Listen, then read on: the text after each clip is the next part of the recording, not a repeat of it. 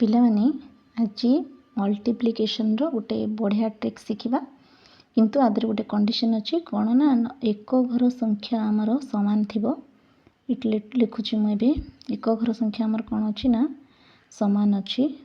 ଲେଖିଲି 92 and 12।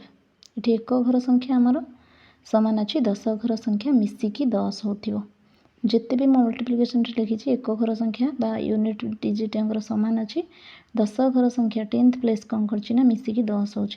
ତ ଏଠି କ'ଣ ହେବ 2 2 4 ଦୁଇଟା ଏପଟେ ରହିବା ଦରକାର ଯେହେତୁ 0 4 ଲେଖିଲି ଖାଲି 4 ଲେଖିଲେ ଭୁଲ ହେବ। ତ 9 କେ 9 ଏ ଯେଉଁ ଦୁଇଟା ସମାନ ଅଛି ନା ତ 9 କେ 9 9 2 11 1104 ହେଇଗଲା। ଆଉ ଗୋଟେ ଏକ୍ଜାମ୍ପଲ୍ ନେବା 86 and 26 ये 6 6 ଅଛି ସମାନ ଇଏ ହେଉଛି 8 2 10 ହେଉଛି। ତ 600 ହେଲା 36 8 2 16 6 22 ଏତିକି ହେଲା ଆନ୍ସର୍। ଯେଉଁଟା ଆଉ ବାକି ରହିଲା ଆପଣ କରିକି କମେଣ୍ଟରେ